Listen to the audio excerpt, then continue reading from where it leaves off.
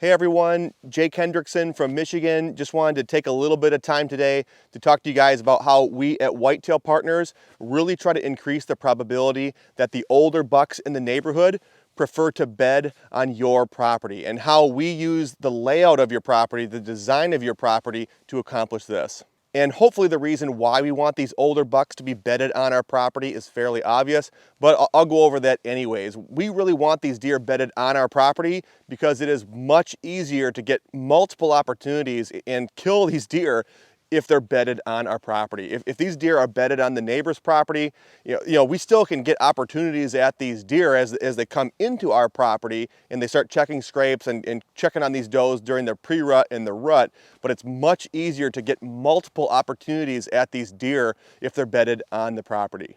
And there are several different things that you can do to really increase the probability that those older bucks prefer to bed on your property. But in this video, we're really only gonna be talking about one of those things. That way it doesn't go too long. And again, that's gonna be how we're designing the property, how we're laying out these bedding areas. And the first thing I do wanna say before I get into how we like to do this is to say that every single property is unique.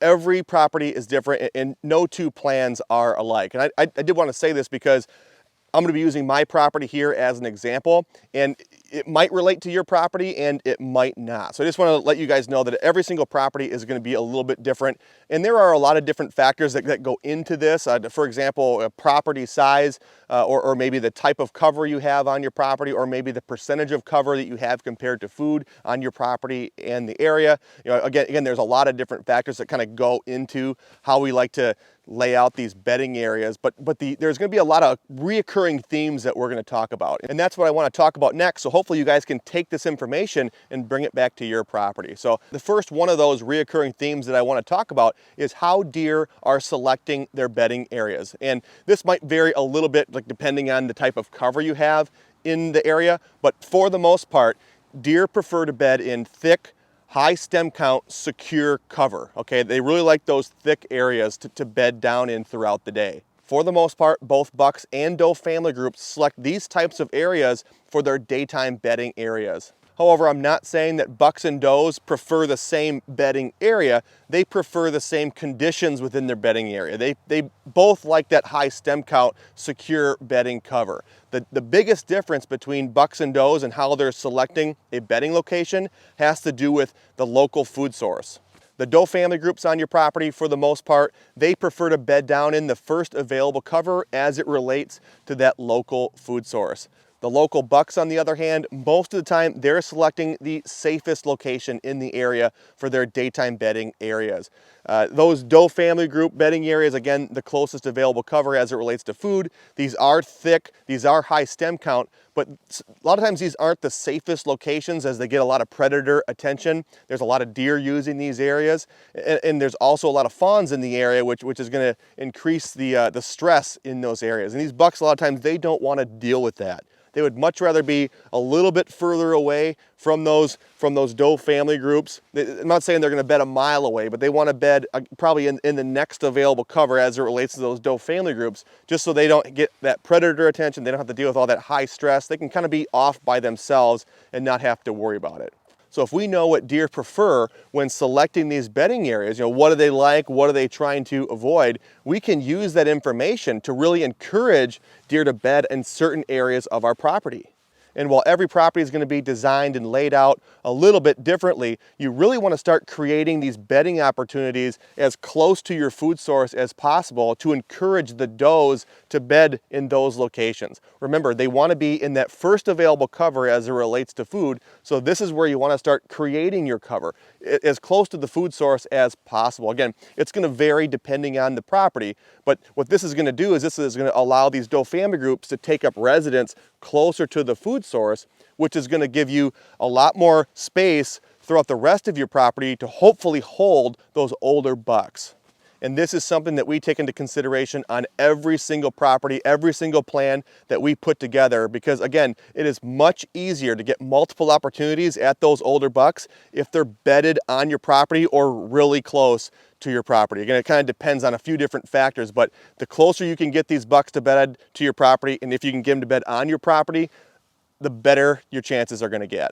And I'll close this video out with an example from my home property here, just to hopefully reinforce what we just talked about. On this property here, we don't really have a whole lot of great bedding opportunity. We do have thick cover on the property, but a lot of that is wet, and there's not really a whole lot of room for multiple deer to bed down in. So these doe family groups that are in the area, we don't really see a whole lot of them because there's not really a whole lot of bedding opportunity within close proximity to our food sources. So even though we do have some thick cover on the property and some individual islands that these deer can get up on, one of the challenges that we're facing, and when this was very evident last season, which was the first season that we owned the property, is that we don't have a whole lot of doe family groups bedded on the property.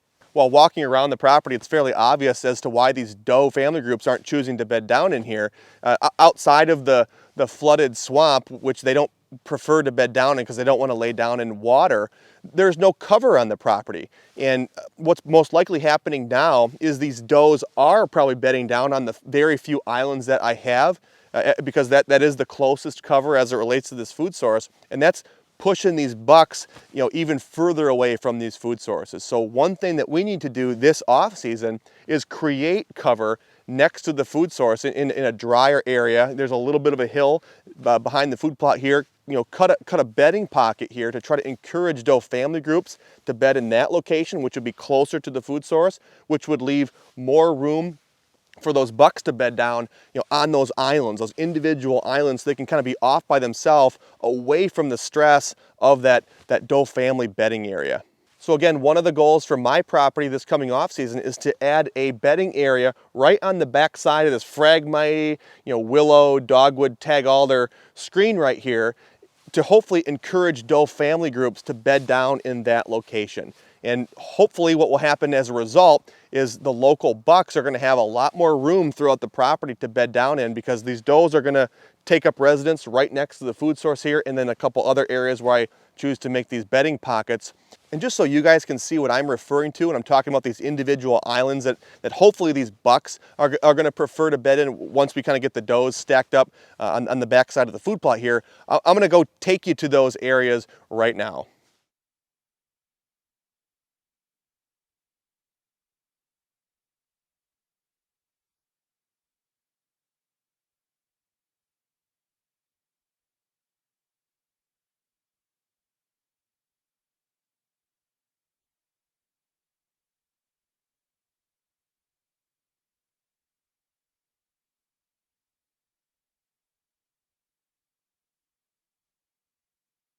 All right, so now we're kind of back away from the food plot and hopefully an area that we're going to have a buck or two bedded down, next hunting season. We kind of walked from the food plot through that timber cut where we're trying to encourage those doe family groups to bed down in, and now we're kind of in this swampy area, this thicker area, really wet, with a few islands here that, again, hopefully we're going to be able to encourage some bucks to bed down in. This is an area right here, and maybe even this individual island, is an area that a buck would love to bed down in during the fall. It's thick, we've got a lot of woody browse in here, it's away from all the human pressure, but the one thing that's very important that makes all this work is the fact that we're trying to encourage the doe family groups to bed as close to the food source as possible. If we did not have that bedding cover next to the food source, these doe family groups would start to filter back into this location, adding stress, increasing the predator attention in this area. And again, the bucks do not want to deal with any of that, and they're going to probably move a little further away from where these doe family groups are. So by trying to encourage those doe family groups to bed as close to the food source as possible, that's really going to increase the probability that I'm going to be holding a few bucks on my property next hunting season. Hopefully this makes sense, guys. If you do have any questions on this, please drop those in the comment section below. If you need help with anything, please let us know. We'd be more than happy to help you change your property for good.